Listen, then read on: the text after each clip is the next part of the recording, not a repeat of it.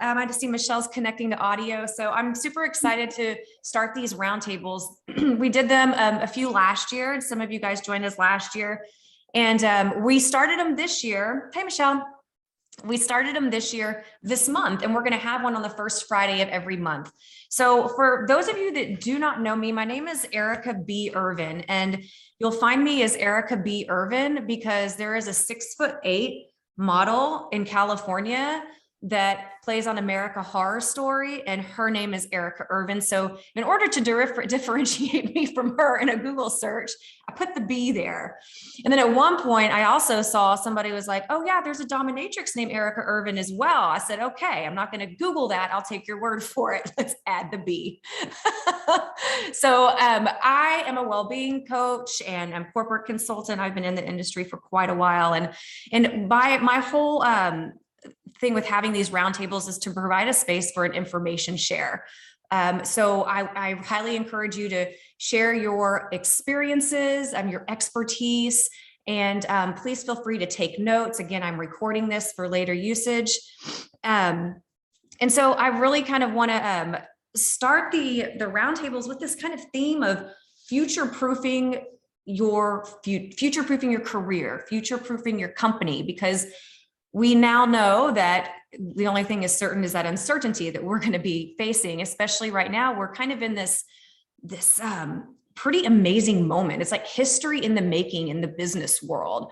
And I think it's really neat to be a part of this moment. I think it's really exciting and it's all happening fast. So here we are for these great group discussions and questions as well. So there are really no rules, if you find yourself getting off topic, we'll just circle back around. If we move on from a topic that you want to revisit, let's circle back and revisit it, because let's keep that communication just open and flowing. So my business is Modern Yinster, and that's a name that means trying to find that yin and that calm and that passiveness in the modern day world when we're all go, go, go. And our mission is to leave a legacy of a world where disease and stress are not the status quo.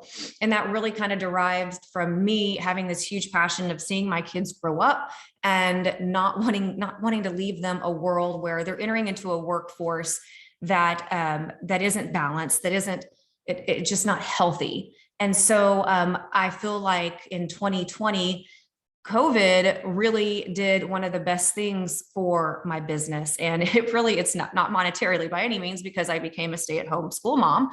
But what I meant is it really gave people an idea of what's possible. It gave them a taste of the pie of how that work-life balance can be possible. And now people want more of it. So people are understanding that, hey, I don't have to live to work, right? It put power back into employees' hands, and it's giving a great opportunity for employers to make some major changes as we start to move through this period in history, this uncanny period in history for business. So the topic is today is engagement, right? We're going to talk about initiatives that increase the engagement and fulfillment, and pretty much by that, I mean the employee experience. So employee X is what we'll call it. And there are different things that companies can do that can either be an informational or like a temporary change, but there's others things that they can do that can be transformational and sustainable changes to where they're keeping employees, and employees are happy. We want to work at these places, and turnover is less, the productivity is more, and the socialization and the community is just really strong.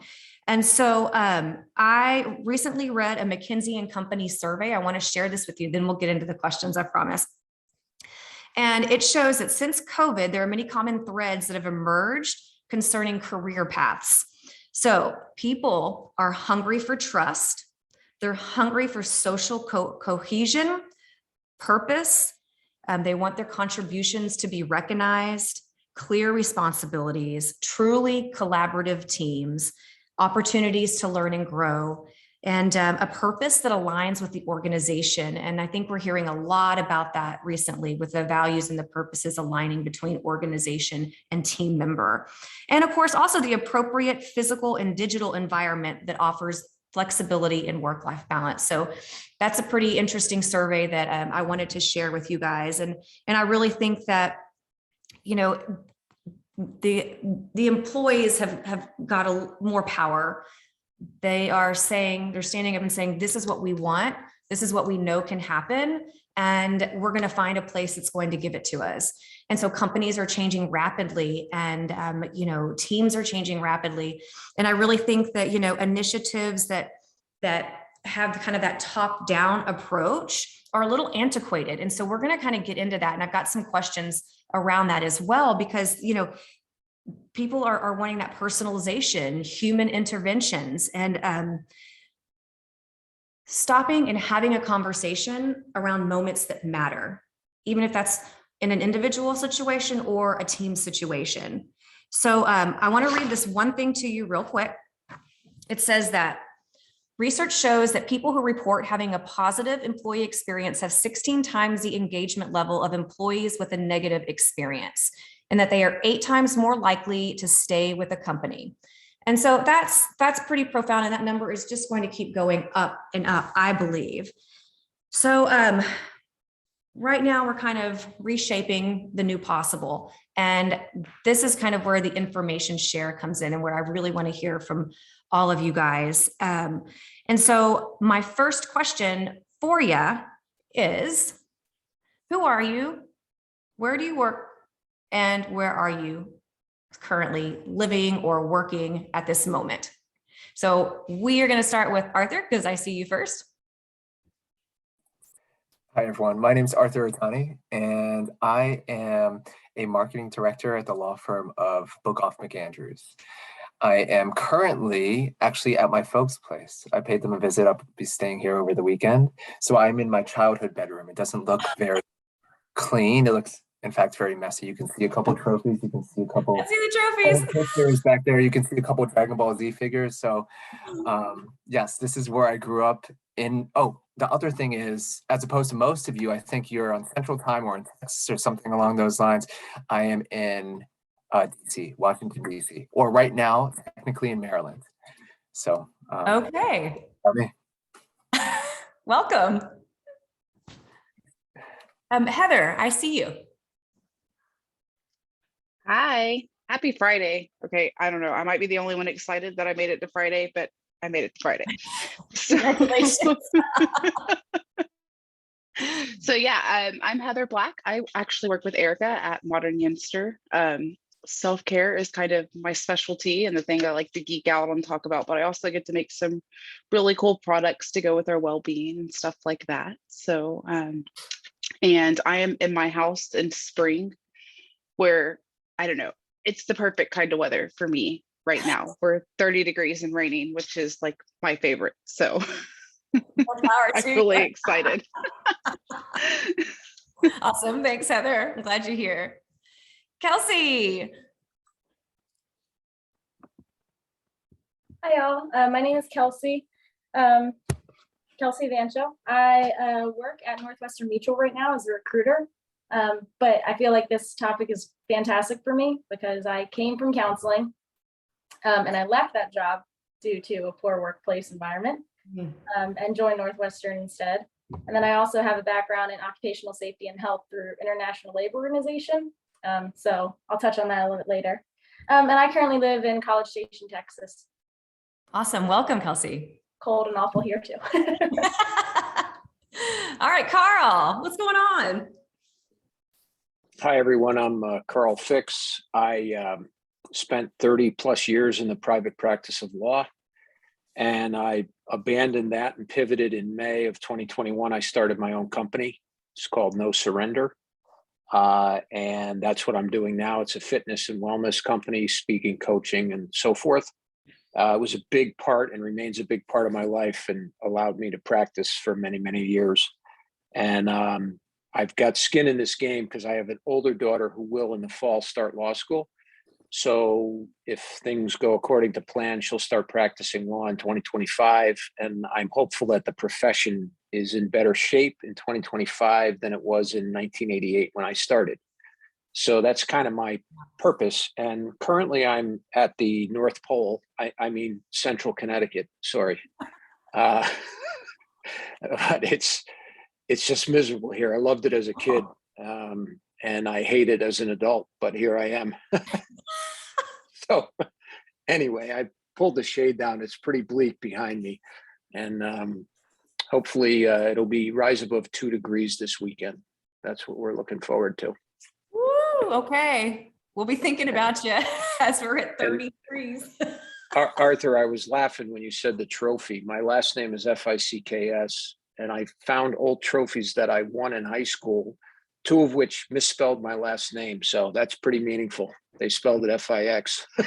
Oh. Wow. So I'm like, oh, those are keepers. But anyway, nice to see everyone. I'm glad you're here, Carl. Stay warm. Michelle. Hey guys, gals, people.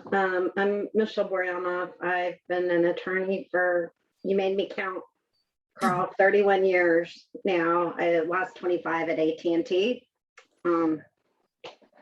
I am in my small little office at my house where I've been working for almost 2 years now since the pandemic.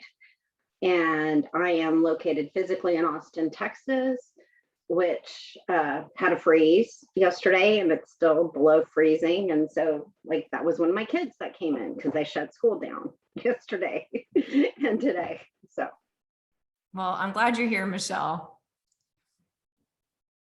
Hey, David. Hey, how's it going?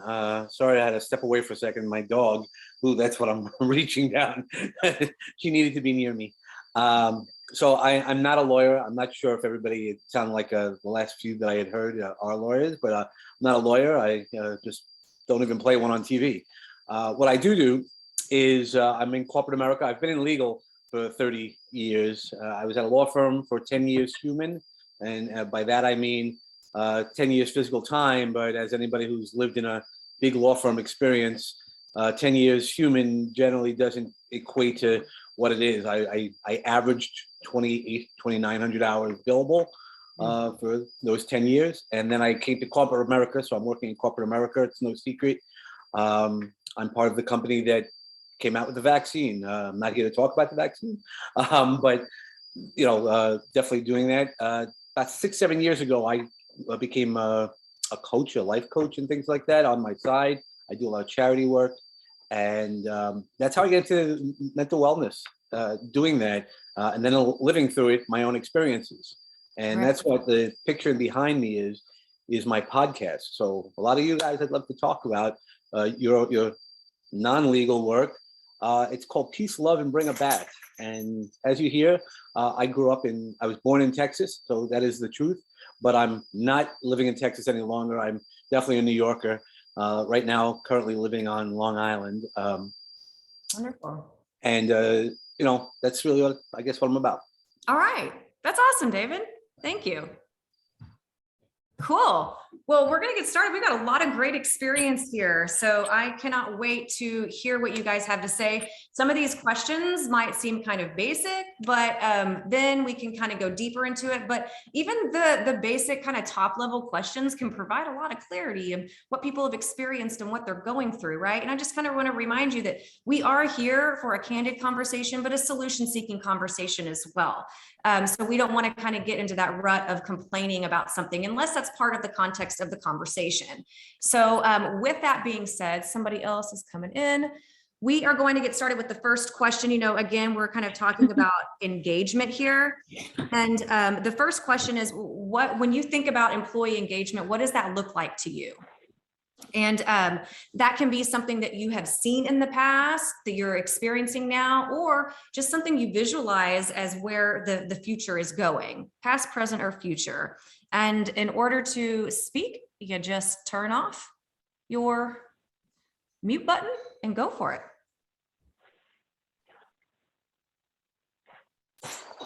Well, I'll start. I'm pretty encouraged that mental wellness is actually spoken now more after going to the IWell conference. I Mhm. didn't know that it was a thing because I've been working again, like I said, in a law firm that was not discussed when I was working there, and even in corporate America, we don't talk about that in the law firm, right? In the legal division. So it's a challenge, and I was really glad to see that many of the big firms and smaller firms as well had wellness directors, and I think that's encouraging, and that's somewhere where I've always wanted to be in because I had the experience. I know what it's like to file briefs at 11:30 and getting it down to Southern District in time for filing. So those stresses. I know what is going on, and by living that, that's one of the things that I always wanted to look at. And once I found out, that's one of the things I'm encouraged about, and meeting people like yourselves who are into similar mindsets. Wonderful. Yeah. Cool. So again, like what the question is for those of y'all just popping on, somebody popped on by phone there. I can't remember if it was before or after. The question is, what does employee engagement look like to you? Or, have you been in an experience where they're trying to increase employee engagement? Or what do you want to see happen with employee engagement? Like, just what are some things you think of when you hear employee engagement? Go ahead, Carl. I think, and I was at IWill as well, David. It was phenomenal, and it was really good to see. But employee engagement is gonna die on the vine if there isn't buy-in from the top. The second part of my career, I was 12 years in a small firm, 20 in a big firm. Our managing partners, I had 2 in 20 years, which, you should have 4 in 20 years, but regardless, there was not a lot of buy-in from the top down on health and wellness. It was, everybody knew that it was my thing, but that was about it. So these initiatives, there needs to be the buy-in because otherwise it's going to fall flat on its face. So employee engagement, what it looks like to me is, you can talk the talk, but you got to walk the talk. And if managing partners of these firms or other leaders in corporate America don't walk the talk, then forget it. I mean, I practice law in Hartford. Cigna is a big company. Everybody knows Cigna. Their CEO was a prolific triathlete, and it was a thing. So that was part of the Cigna culture because it was top down. His name is David Cordiani, I believe. And he just preached it, and not only preached it, but he walked the talk. So employee engagement, employees, they can get fired up, but if the leadership doesn't buy in, then it will die off the vine. But I was encouraged as well, like David at the IWill conference, 3-day conference, that there seems to be more buy-in on the top shelf. So just a few random thoughts. Yeah, that's great. I've read that the buy-in at the top is important, but I've also read that it maybe isn't where the initiatives need to start. Like it needs that the buy-in is up here, but maybe the initiatives start in different departments to be more customized for each of the departments. So, we've got the buy-in at the top, but still there's that autonomy that different departments, I think, need to have just because of the personalization aspect. And I'm glad you guys went to the IWill. That's awesome. All right, what does employee engagement look like? We can keep on this, or Arthur, go ahead. I think I can add to both points that Carl and you raised.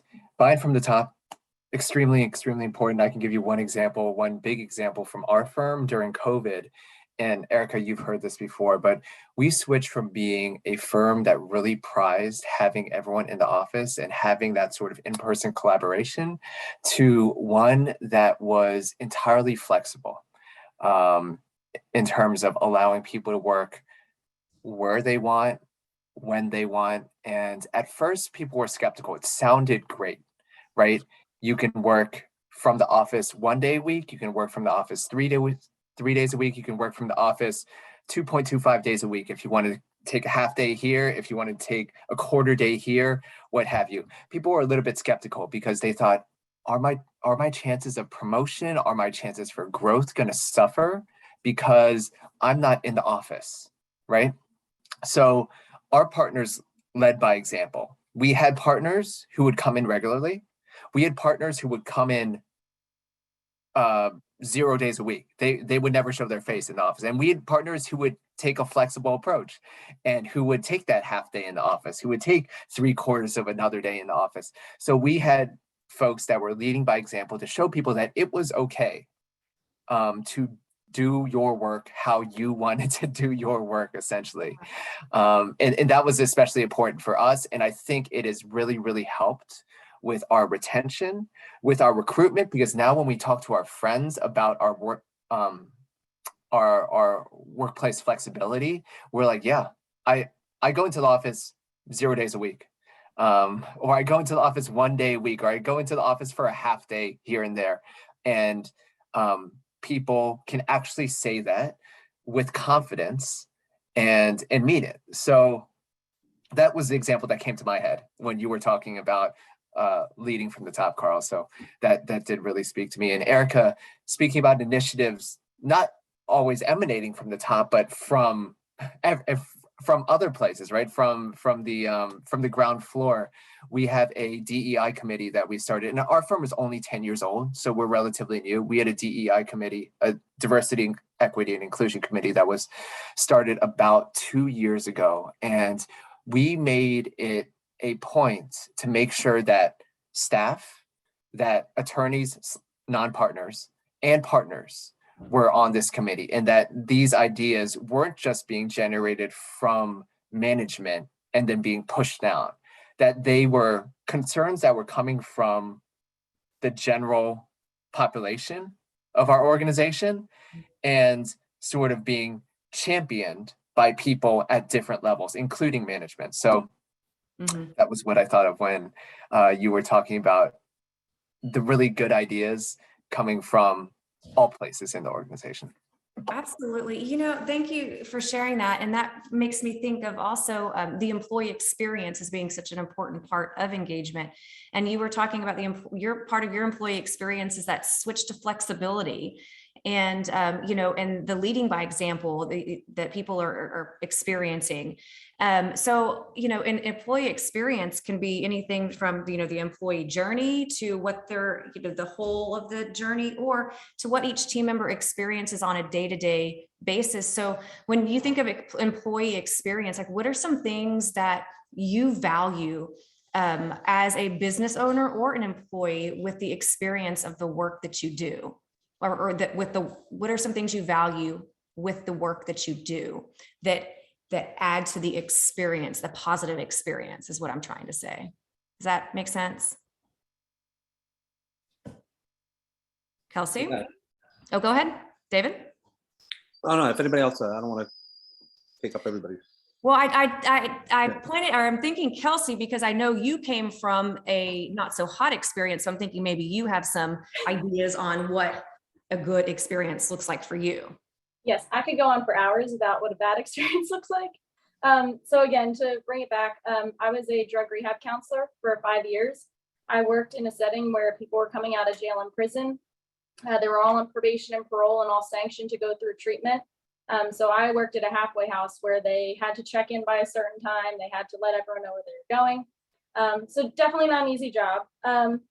And I know one of the things that really played into why I left that job, I had a job that had purpose. I had a job that had meaning, and I loved that aspect of it. But the biggest problem that I found was we had Department of State Health Services over us. We had TDCJ over us. And part of the problem was they had never stepped foot in a counseling setting. Dishes in particular did not understand that people with a licensed chemical dependency counselor did not need a physician or a doctor to sign off on treatment plans, which made things difficult. And so there's just a lot of lack of knowledge and understanding from the people that were kind of ruling over you and coming in and making changes.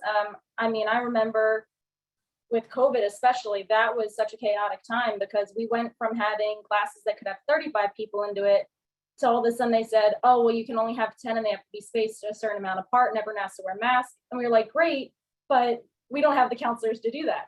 Because then it went from having maybe 2 counselors in group all day to every single counselor in group all day, while also having to do 1-hour individuals with them, while also having to do intakes and discharges and everything else.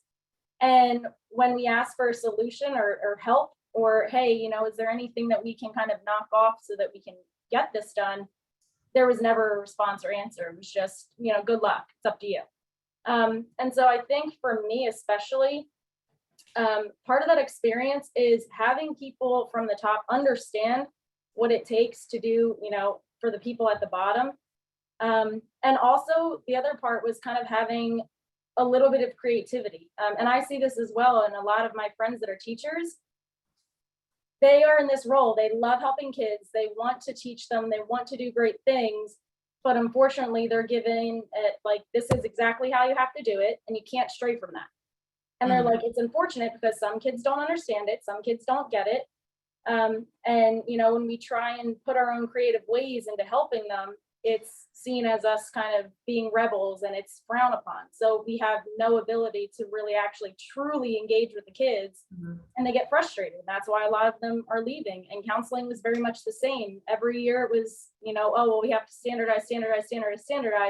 But then you lose that personal connection because you're reading from a book. And, you know, when you're counseling, everyone's just like, I could read this book. Why are we sitting here talking about one thing? You know, really, it should have been an open discussion, you know, working through problems instead of just, here's the material, this is what you learn. You can only respond certain ways. And so, so for me, employee experience really was being able to have that creative freedom, being able to, you know, put my personal touch on things. And then also just having people understand what you're going through and working with you. So if you say, hey, this is not going to work, you actually get some type of conversation or response instead of just, well, it's what we've decided, so good luck.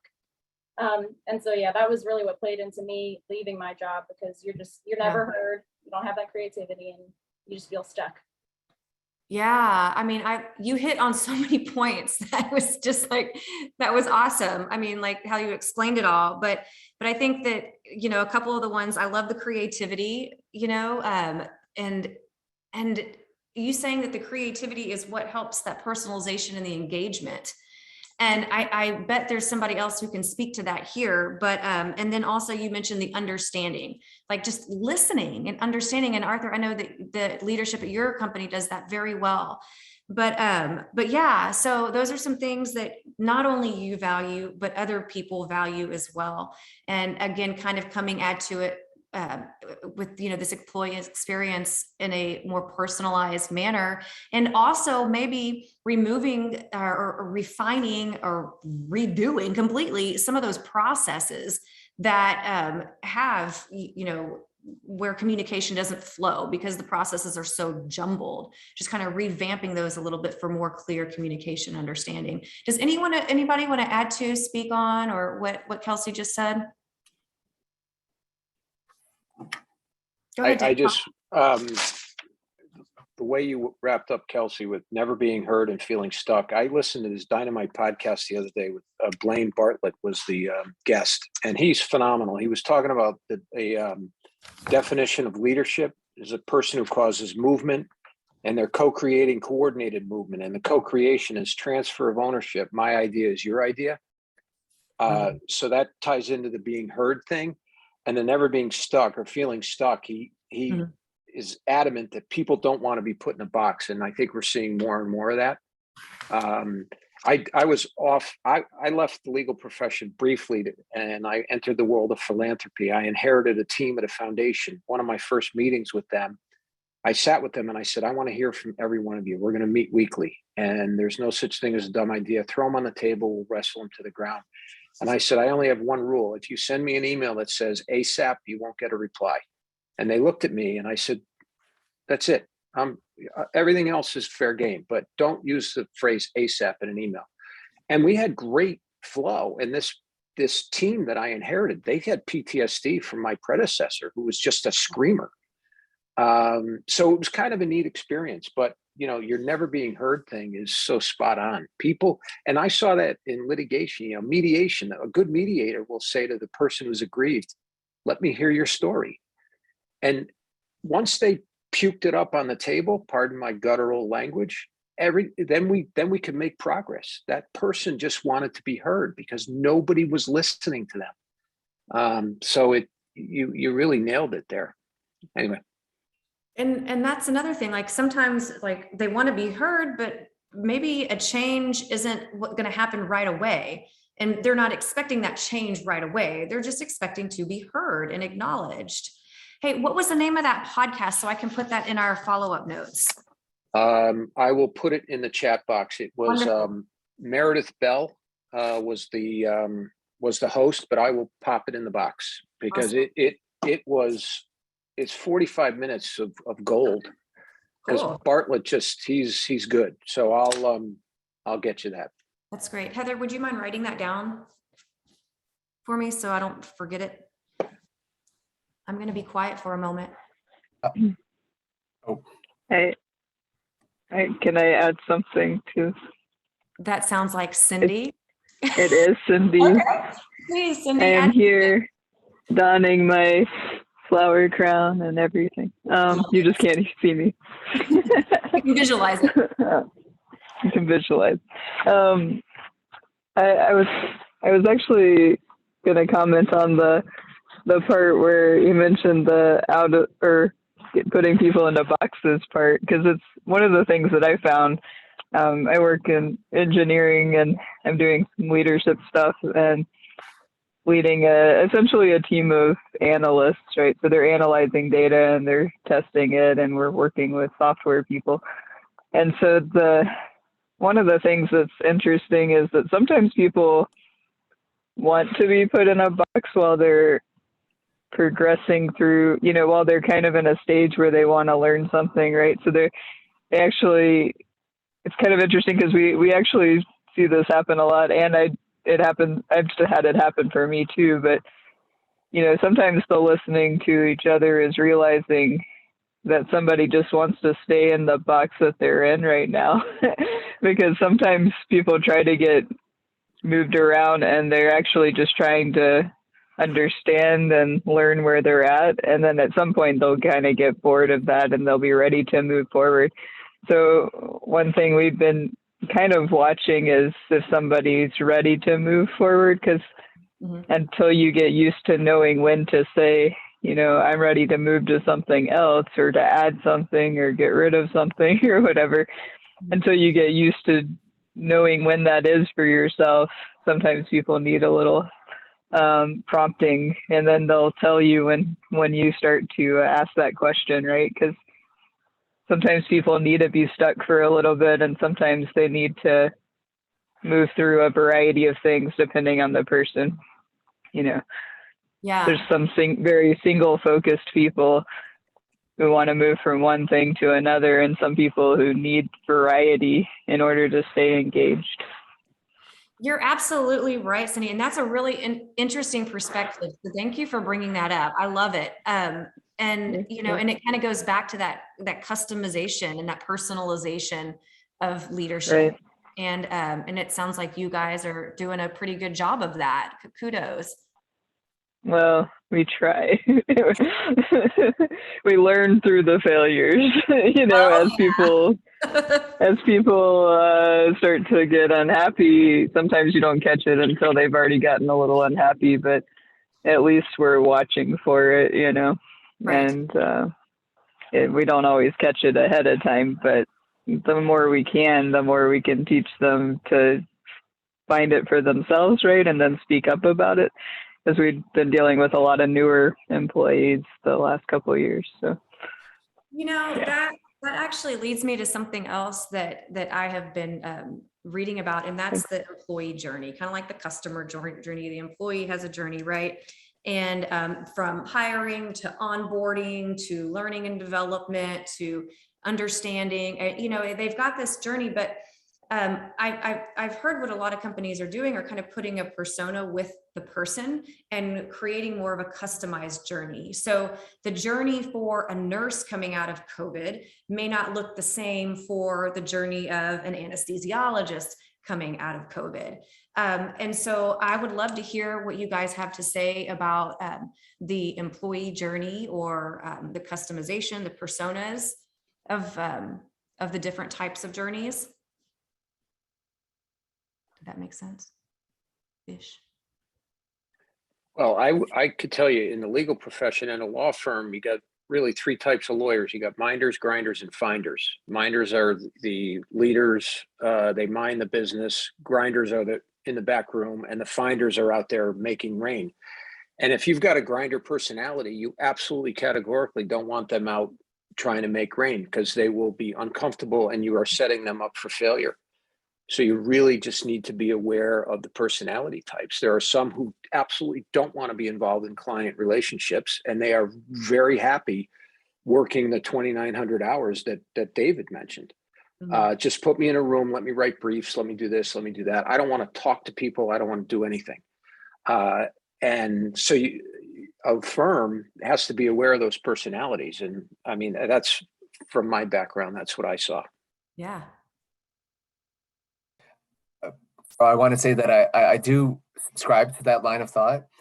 I also want to add, though, that whichever camp you believe yourself to be in, I think if you expose people to, and I'm saying this for the first time, so it may come out a little bit awkwardly.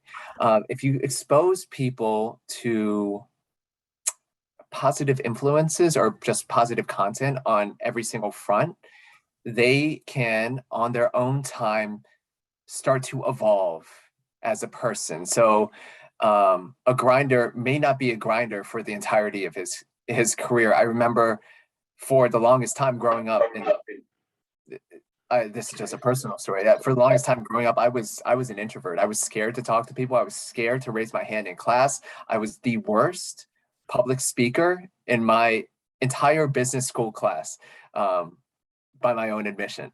But now, after being exposed to so many people and so much positive experience, by way of my professional experiences, my personal experiences, now I think I'm a completely changed person. So I may have been a grinder beforehand. Now I consider myself more of a finder. So I think people can change, but they do have to change on their own terms. With regards to the journey, the one thing that popped up into my mind, and I'm not sure if this is exactly what you're aiming for, Erica, but I think it's still a pretty good example, is I was giving a presentation recently about how to treat gifted referrals. So for a lot of us, we work for law firms, and a lot of our business comes through referrals from folks that we know. And I was talking to them about the journey of how you should treat those people that send you work. And oftentimes what we do is we thank them for that opportunity. We may give them an update initially, and then it cuts off. Maybe I'm just projecting. This is what I've done in the past, but we stop that journey, right? So I think there is a benefit to just going through that entire journey of gratitude towards that person that sent us work. So, for example, if I get a referral from Heather, I'll send her that thank you, and I'll send it to her immediately to show my urgency. I'll say, thank you, Heather, for this. I'll reach out to Jane as soon as possible. Then when I reach out to Jane, and again, that should be done with urgency, I will update Heather. I'll be like, we had a great conversation, and it looks like we're going to start to work on something. So thank you again, and maybe offer something up in lieu of a lunch or a kind gesture.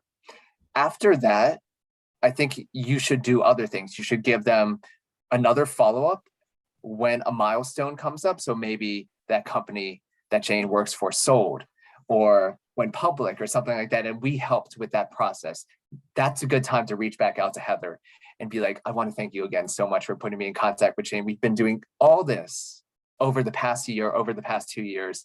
And again, my appreciation for putting us in contact with each other. So there's that milestone follow-up, and then there are also little things you can do, tokens of appreciation, gifts, whatnot. But basically through all this that I've been talking about, the moral here for me is that we should look at the entire journey instead of the beginning of the journey, and sort of map that out, if not physically, at least in our head, so that we are more thoughtful in how we cater to that person that we're trying to cater to. Does that make sense at all? I was trying to say that for the first time just now. No, I totally get it. I mean, in bringing that back to an employee experience, that would be all the way to the time of, advancement or industry exit or retirement, right? Like, and we kind of, I mean, I'm in this mindset personally where it is all about the journey. So that's why this topic that we're talking about today is so exciting for me, because it really is how we treat each other and who we know within the journey. The destination is just the destination, and it doesn't really matter. What matters is that journey. And I think that people are really starting to understand that and starting to kind of get in that mindset, and they're calling on employers to be in that mindset as well. But I absolutely get the parallel there. And I bet that was a great presentation, by the way. Yeah. I was much more eloquent in that presentation than I was just now. I thought you were eloquent, but like you said, you were just now getting it out. You were putting it together. Great job. Would anybody else like to speak on employee experience or journey? Michelle, haven't heard from you. Well, I don't know. I'm not sure this is what I thought it was going to be, so I'm not sure I have a lot to add. I did have a pretty visceral response when Carl was talking about the 3 categories of lawyers and law firms. And, I know that was an example in response to a question about journeys, but as a woman in a primarily male profession, right? And I graduated from law school in '91, so just a little after you, Carl. And I was in a law firm before I came to AT&T, and AT&T, I have either done big regulatory cases or really big contracts, which is what I've worked on for the last 15 years. I have had an experience of frequently being the only woman, right? Either in hearings, conference calls. Now I negotiate contracts that are hundreds of millions of dollars. I'm almost always the only woman.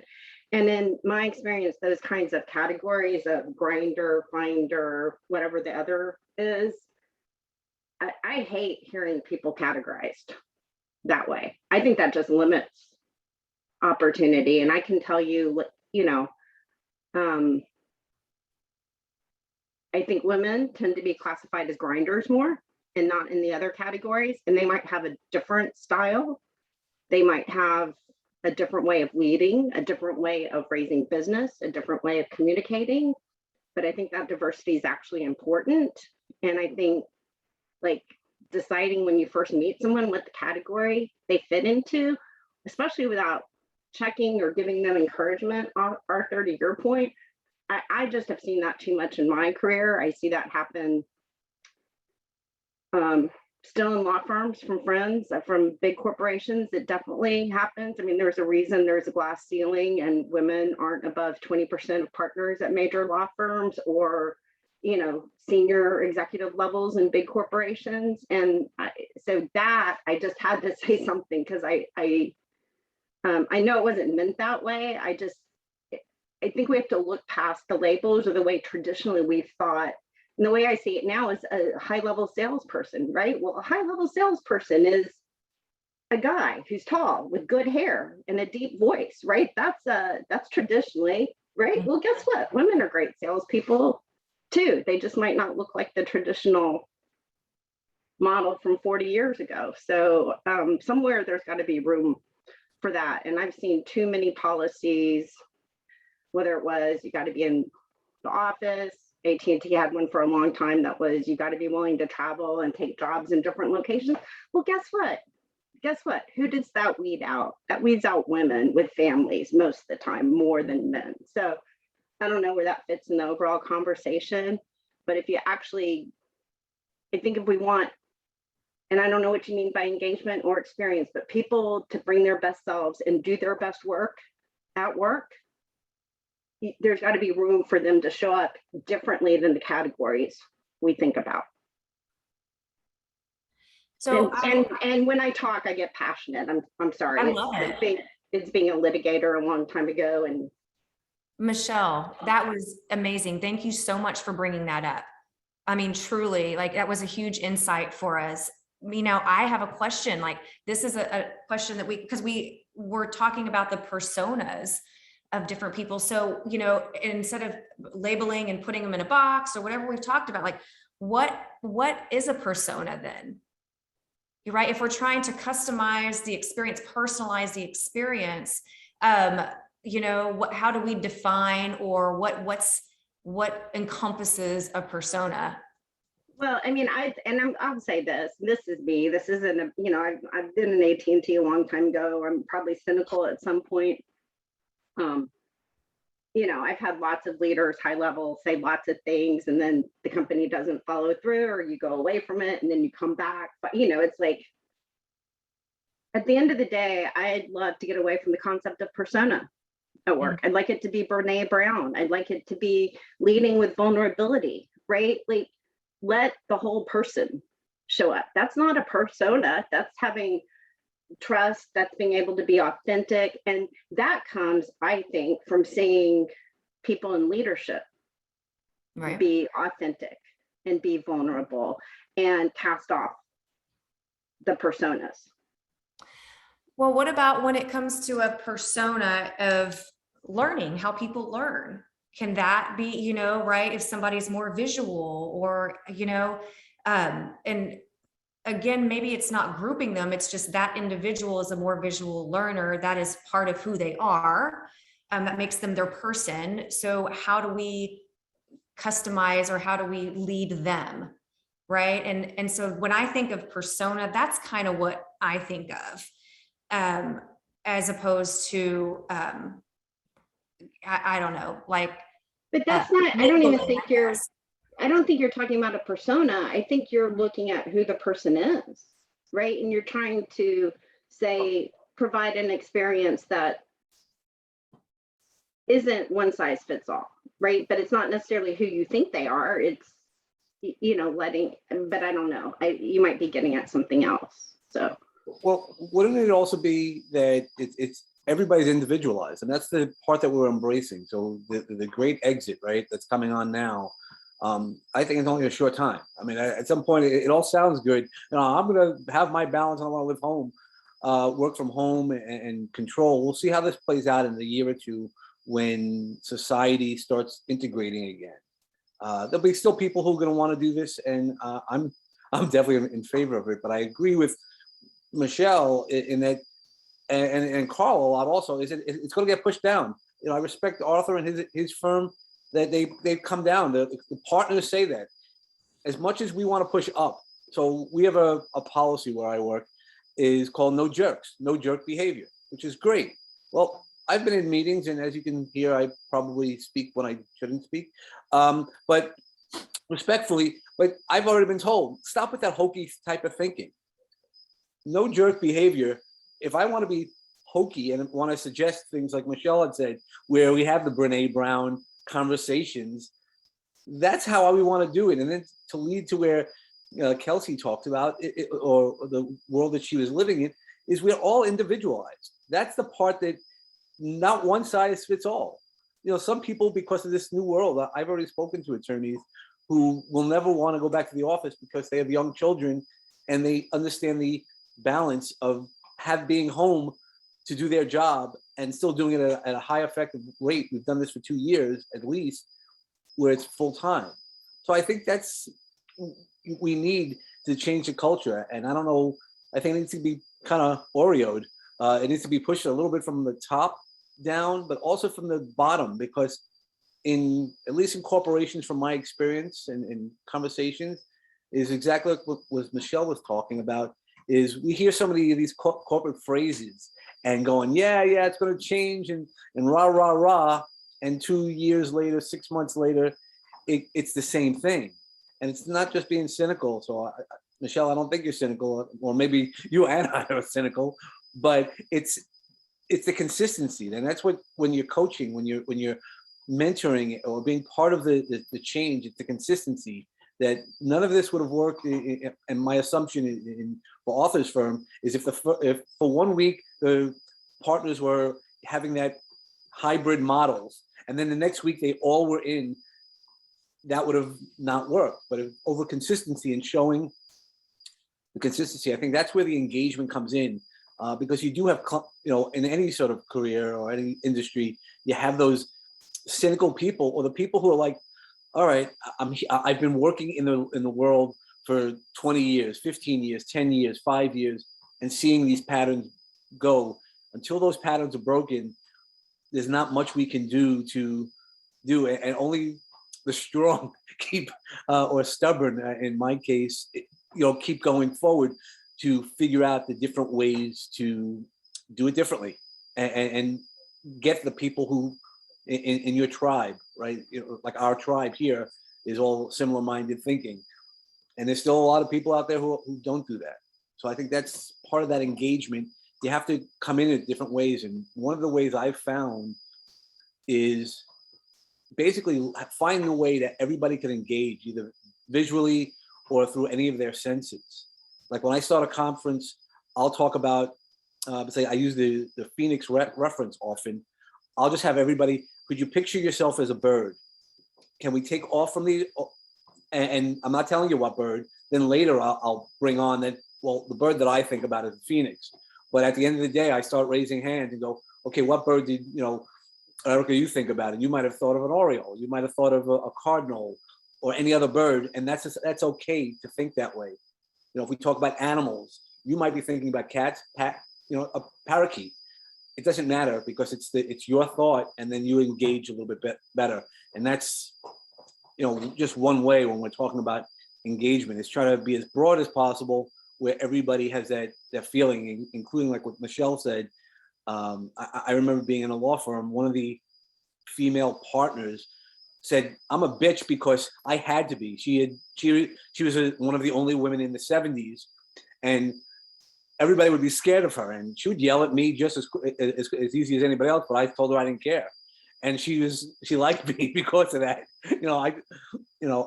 So I think you have to find that individuality in each one of us and engage. That's the piece that we really were looking for. Yeah, I that really resonated with me, because my mother is in a male dominated industry, and she says the same thing.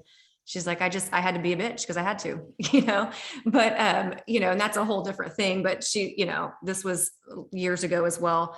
So here's what I'm hearing is like, we want the individuality. We want that individual experience, the vulnerability, but yet we're still trying to operate as a collective, either within a community or a culture or a company. We're operating as a collective to move things forward. And so, and that I think is where, me personally, where it comes to where we're really trying to connect with people and companies especially companies that have our same values, that give us purpose.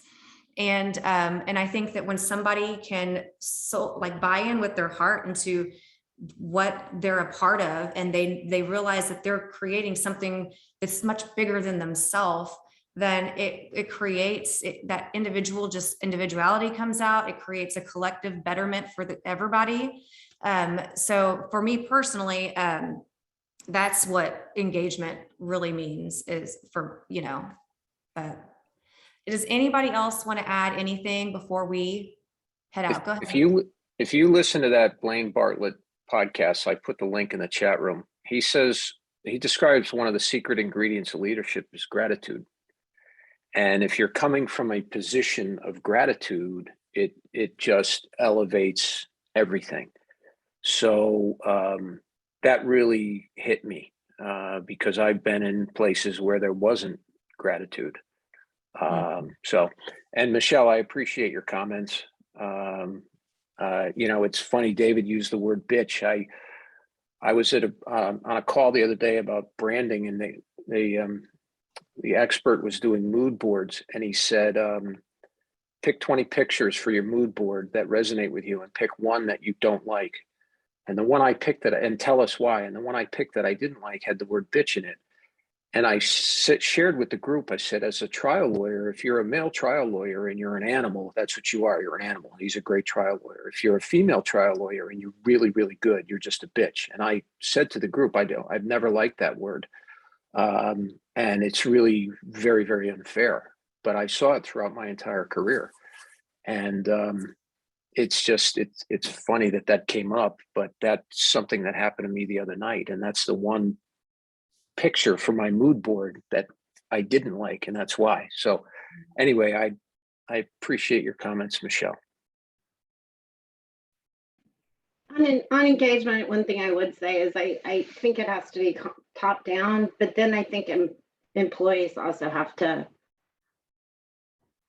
I guess, do what they think they need to do and trust, right? And then if it's not the right place, they'll figure that out. And I'll just give as an example. 15 years ago, I have 4 kids that are very different ages, 8 to 22.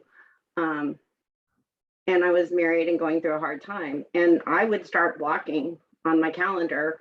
I had weekly couples counseling sessions with my husband at a noon time. And that's back before it was talked about. So I just put block on my calendar, right? And it just wasn't available it showed busy on my calendar. And if people started trying to schedule during it, if it was a real emergency, I'd move it. But I'd be upfront. I'd say, like, I have a weekly couples counseling session with my husband at this time, and it's important to me. And so if there's a way to honor and respect that, and I should say X, right? Because we didn't make it, but whatever at the time. Great. But lots of times I didn't even have to explain, right? Because they just scheduled around it. If I had something I had to do for my kids too, I blocked it. Mm-hmm. I have never in 15 years gotten pushback about it. And I know that me being open and authentic and vulnerable about that gave space for people around me to do that also. That's what I'm talking about, like, that's how leaders make it safe for people to be authentic. But employees can lead from the bottom too, by, like, that's not an outrageous request, but it's something most people wouldn't feel comfortable doing. But we can on our own claim that. And then I'm not saying that would go across in all companies. I'm not saying that would work everywhere. I also am a very high performer, so I got some slack, right? But I do think that's our responsibility as an employee too, is when the companies say this, take them up on it, right? Take what you need and see. So I don't know, that's kind of shifted my attitude the last 15 years, because it worked. And it only came from because one of the secretaries said, well, the guys go out and play golf and just block real estate meeting on their calendar. And I'm like, well, if a guy can do that, then I can just block without any explanation at all a smaller time frame. Right? Yeah. So I do think that's on the employees too, right? Is to, when the company says this, like, take them up and see, and like, do you really mean it? Yeah. I would love to follow up with that. Again, I could talk forever, so I'll be quick. But I think, especially with like the employee taking that time to be able to utilize what the company's offering, I will say this, coming from my old job where if I got in at 8:01 and I was supposed to be there at 8, I would get screamed at. And my group didn't start till 8:15 and I had everything ready the previous day, like, I will say I had PTSD pretty much, because when I got to my new job, I would walk in every morning at 8 and I would go, hello, I'm here. Hi. how are you? And everyone's like, okay, nobody cares. Like, go work. Like, or if I rolled in like 5 minutes, I'm like, oh, sorry, I'm late. And everyone's like, okay, nobody cares. And so I really did have this like PTSD because there was this company that was so aggressive with everything. And so I think being an employee, and like one thing I remember that I always heard, and it wasn't until I was ready to leave that I finally was like, I can do this, was we used to have one of our bosses say, you know what, if you don't want to do the work, you're replaceable. We can find someone else. And it wasn't until I left that I was like, yeah, no, you can't, because they still haven't replaced me. And I think that's hard to realize as an employee, because again, you're a lot of people are thinking like, what's the job market like? I have to pay bills, I have to have this. And so they're so worried about the regular life that they kind of get stuck in that box to take that treatment. And, you know, lucky I had savings to be able to change, but I still had that PTSD of like, I have to announce when I'm there. I'm like, all right, I'm leaving, or oh my God, I have a doctor's appointment. They're like, okay, that's fine. Like you can do that. That's fine. So I really think part of it's the company culture, but I also think, you know, thankfully, I think COVID is starting to change that, where employees can start pushing back. And I think there's enough people that realize now we can't just treat our employees like crap, because now they can leave. Now it is an employees like seeking market, instead of the other way around, where before it was like, oh, well, I have to have this job, have money, and I'm just gonna get stuck in this. And you know, so I think the culture is changing, which is nice. But yeah, I will say like the employee pushback, for a while, I think it was stifled because they just didn't know any better, you know? Well, and to speak to what you were saying about the stress, the PTSD you've had from the past job, but you recognizing that and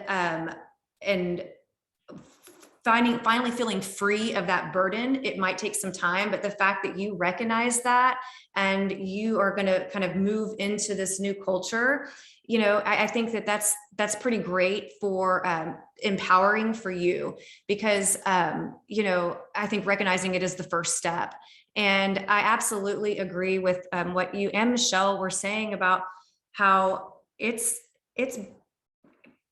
both people's responsibilities.